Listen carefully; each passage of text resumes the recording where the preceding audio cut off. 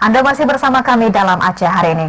Saudara, wilayah Aceh yang diketahui secara empirik bahwa Aceh memiliki kerawanan bencana geologi seperti banjir, longsor, banjir bandang, angin kencang, dan gempa. Bagaimana potensial akan bencana di Aceh dan langkah antisipasinya menghadapi bencana geologi di Aceh? Kita telah terhubung bersama Koordinator Program Studi Teknik Geologi Unsya, Bapak Bambang Setiawan STMN, ST PhD. Baik, Assalamualaikum Bapak Bambang. Waalaikumsalam warahmatullahi wabarakatuh. Terima kasih telah terhubung bersama kita di studio TVRI Aceh. Bapak Bambang, dapat Bapak gambarkan mengapa Aceh sebenarnya merupakan daerah yang rawan akan bencana? Baik, ya memang mungkin kita sudah ketahui bersama dan sebagian masyarakat mungkin sudah dipahamkan bahwa potensi akan bencana alam, khususnya bencana alam terkait dengan kondisi geologi yang ada di Aceh, itu memang sangat rawan. Pertama karena kita berada pada posisi yang sangat dekat dengan zona pertemuan antara lempeng Indo-Australia dan lempeng Eurasia yang ada di bagian barat. Di situ mengakibatkan banyak hal, khususnya terkait dengan kondisi tektonik saat ini yang memang selalu bergerak, di mana lempeng Indo-Australia diperkirakan selalu bergerak ke arah utara dengan kecepatan ada yang bergerakan hingga 11 mm per tahunnya. Sehingga dengan kondisi itu tentunya kebencanaan, risiko bencana yang ada di Aceh sangat tinggi.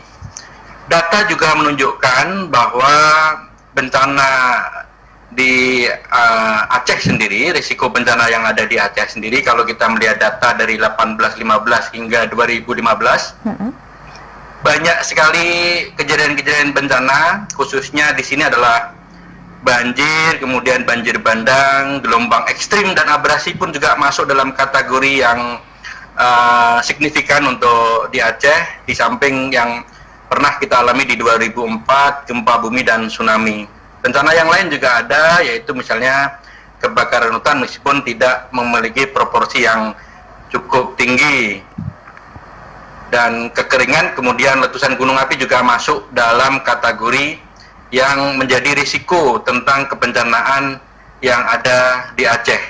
Cuaca ekstrim juga demikian juga, ternyata kalau kita melihat data cuaca ekstrim, kemudian tanah longsor dan gelombang ekstrim sendiri juga, kalau dari data dan informasi bencana Indonesia dari tahun 1815 hingga 2015 ada sekitar 4,6%.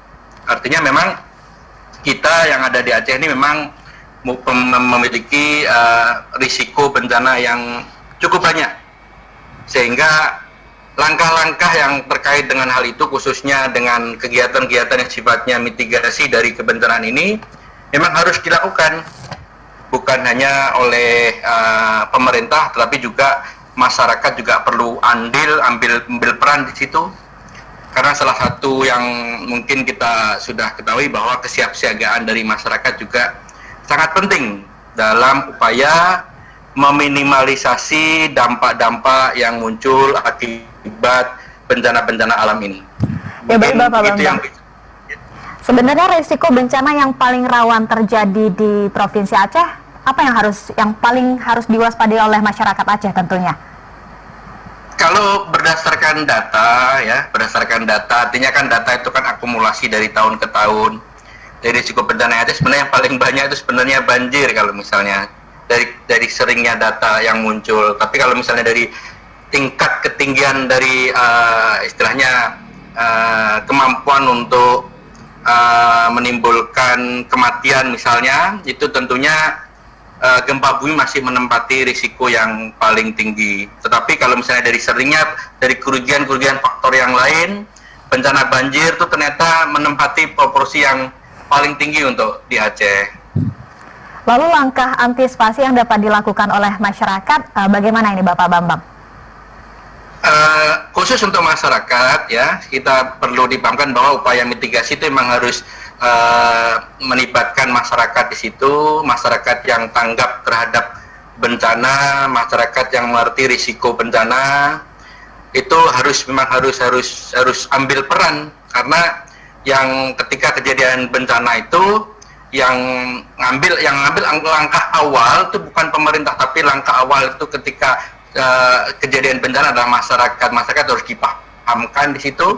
Tetapi kemudian juga pemerintah juga harus berperan aktif juga di sini, karena dalam hal-hal tertentu kayak seperti penyediaan tempat evakuasi atau escape building dan sebagainya, itu kan kadang-kadang kalau dari masyarakat sendiri kan tidak mungkin untuk melakukan itu. Tapi kalau misalnya upaya pemerintah masuk ke situ, kemudian juga pemerintah harus sering-sering juga memberikan atau memetakan kawasan-kawasan mana atau jalur-jalur rute yang mana yang harus dilalui ketika sebuah kejadian bencana itu terjadi. Itu harus juga sering, upaya itu harus terus-menerus. Pemerintah harus aktif setiap saat bahwa kita memang berada pada kawasan yang memang punya risiko bencana yang banyak.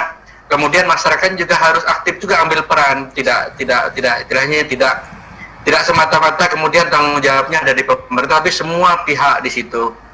Dan mungkin pihak-pihak seperti LSM dan semua juga harus ambil peran dalam upaya mengurangi risiko kebencanaan, karena yang memang langkah yang paling efektif adalah kita harus melakukan upaya mitigasi di sini ya seperti yang tadi, upaya tanggap darurat, kesiapsiagaan masyarakat harus tinggi, kemudian harus di samping juga pembangunan infrastruktur untuk mendukung kegiatan dalam kondisi darurat itu. Pak Bambang, untuk saat ini apakah ada? Baik, apakah masih terhubung bersama kita Bapak Bambang? Ya. Ya, Bapak Bambang, apakah untuk saat ini ada prediksi terkait dengan resiko bencana yang akan terjadi atau mungkin terjadi di Aceh? Kalau prediksi, banyak faktor alam itu memang sampai saat ini memang susah untuk diprediksi ya. Kayak seperti contoh, katakanlah untuk di area spesialisasi saya terkait dengan gempa ya, itu memang cukup istilahnya masih menjadi tanda tanya yang sangat besar ya. Tadi makanya karena kita tidak bisa melakukan prediksi artinya kapan kejadiannya dan sebagainya, tapi kita hanya bisa mampu mengestimasi kira-kira kemungkinan besar gempa itu punya magnitud yang punya kerusakan yang tertinggi itu berapa gitu misalnya kan.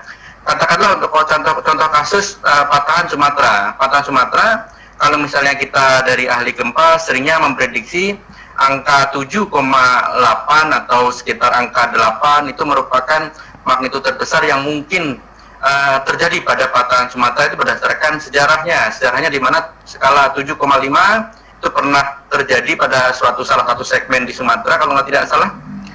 Jadi yang kita lakukan hanya kira-kira akan memunculkan skala berapa, tapi kalau dari kapan kejadiannya memang masih menjadi misteri dan kita perahli masih belum bisa memastikannya. Iya. Baik Pak Bambang. Tapi kalau mungkin ini pertanyaan terakhir terkait dengan himbauan kepada masyarakat yang ingin disampaikan terkait dengan kebencanaan, Bapak Bambang. Iya, ada memang salah satu bencana yang kemungkinan bisa untuk diantisipasi atau diperkirakan itu salah satunya adalah banjir dan longsor. Longsor di sini karena mudah-mudahan memang data yang dimiliki oleh BMKG terkait dengan curah hujan dan sebagainya cukup akurat. Jadi hal itu bisa kita gunakan untuk sebagai antisipasi di awal, bahwa katakanlah untuk saat ini musim penghujan sudah masuk sepertinya, dan kemudian antisipasi untuk ke arah bencana-bencana kayak banjir dan longsor itu kemungkinan besar akan terjadi. Jadi kita memang harus hati-hati ketika memasuki musim-musim yang curah hujannya cukup tinggi. Tapi ini dikecualikan dengan kasus banjir kiriman. Kalau banjir kiriman itu memang punya perilaku yang berbeda. Contoh kasus yang di Aceh Selatan itu kan kalau tidak salah diperkirakan itu modelnya adalah banjir kiriman. Jadi yang terjadi di dataran tengah, di tengahnya Aceh ketika hujan lebat di sana, di grup yang ada di Aceh Selatan atau di Trumon itu dia mengalami peningkatan. Kalau itu memang perilakunya memang agak berbeda. Jadi kalau kasus seperti itu mungkin harus campur tangan pemerintah lebih intensif di situ ya. Tapi kalau misalnya untuk masyarakat yang umum, yang misalnya kategori sungai-sungai yang umum atau ruas-ruas jalan yang umum itu dalam memasuki musim penghujan atau curah hujan yang sangat tinggi, kita memang harus berhati-hati. Berhati-hati ya, kita punya preparasi atau kesiapsiagaan ketika ada sesuatu yang di luar dugaan terjadi, kita sudah punya rencana. Itu saya sarankan pada masyarakat untuk selalu membuat contingency plan istilahnya. Jadi kita harus selalu siap dengan kondisi ketika sebuah bencana muncul, apa yang kita ingin lakukan. Dan contingency plan itu kalau saya tekankan, alangkah bagusnya kalau dengan bukan hanya oleh kita, tapi dengan keluarga kita yang terdekat dulu, dengan anak kita, dengan istri kita, kemungkinan itu kita harus buat. Kalau misalnya kejadian sesuatu hal, anak kita akan kemana. Kadang-kadang kan kita tidak dalam satu tempat yang sama ya. Mungkin itu aja saran saya, mudah-mudahan bermanfaat. Oke, baik Pak Bambang, terima kasih atas informasinya dan juga waktunya. Semoga sehat selalu. Wassalamualaikum.